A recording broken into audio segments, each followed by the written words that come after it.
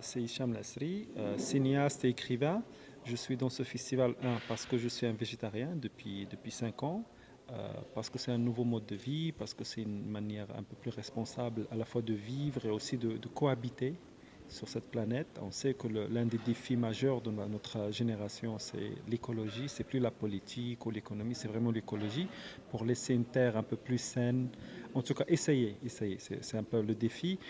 Le véganisme, le végétarisme fait partie de cette idée-là qui fait qu'on va consommer moins, détruire moins la nature, utiliser moins d'énergie, etc., qui est une philosophie de vie que je trouve pertinente, parfois difficile à appliquer ou à comprendre, qui rentre parfois en choc avec parfois des croyances religieuses ou des croyances, des tropismes en fait de culture. Mais c'est important de réfléchir que le végétarisme, le véganisme, en fait, c'est une voie possible pour un avenir un peu plus sain, pour la santé mentale. Quand on sait que 48,9% des Marocains sont atteints ou ont été atteints par une maladie mentale, on estime que l'alimentation fait partie de ça. Parce que l'alimentation correspond à un environnement et cet environnement, c'est aussi l'excès de viande, c'est l'excès de choses qui ne sont pas bonnes pour la santé ni pour la santé mentale. Pour moi, le végétarisme ou le véganisme, c'est une possibilité. C'est pas une philosophie. Moi, j'aime pas l'idée que ça soit une philosophie ni une philosophie agressive. C'est-à-dire, chacun il fait comme il veut.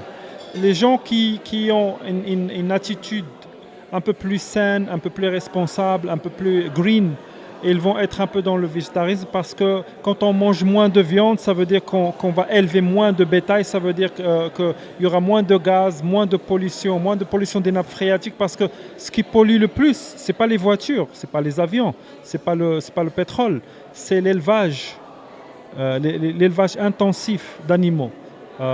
C'est ça qui est violent pour la nature. Donc ça fait partie ça fait partie de l'équation. Il y a autre chose qui est important. Moi, je pense qu'il ne faut pas imposer les choses. Il faut laisser les gens être conscients des options qu'ils ont et faire le choix. Moi, je pense qu'on est dans une époque où on est tous dans le dogmatisme. Tout le monde est dogmatique. Il faut imposer. Et on revient à quelque chose qui avant appartenait à la religion. Le dogmatisme, le prosélytisme, obliger les gens à changer de religion. Moi, je pense que si les gens sont contents comme ils sont, c'est très bien. S'ils basculent pour des raisons de santé, de conscience, ou philosophique vers le véganisme, c'est bien aussi, parce que c'est une approche écologique plus simple. Sur la question de protéines et tout ça, il y a toujours des alternatives. C'est-à-dire, moi, je suis un sportif. Je fais tous les jours du sport. J'ai besoin de mes protéines pour ne pas perdre mes muscles et tout ça. Donc, il y a des alternatives. Il y a une autre manière de s'alimenter, parce que généralement, le problème, c'est que l'humain, il est partisan du moindre effort. Ça, on va vers le plus facile. L'autre chose, je suis venu en fait à la fois pour présenter mon dernier roman, qui est Big Data Jihad, qui est aussi une histoire un peu amusante, de science-fiction un peu punk, sur un personnage marocain génial qui va casser Internet pour sauver le monde.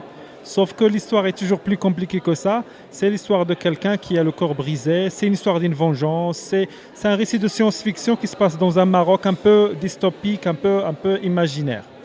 Donc ça fait partie de la série en fait de rencontres que je fais pour présenter le livre, dans le sens où moi ce qui m'intéresse c'est vraiment de rendre le glamour au livre pour les jeunes générations, leur donner un vernis un peu qui intéresse les gens, le sortir du marasme et du côté poussiéreux que la littérature a parfois chez nous.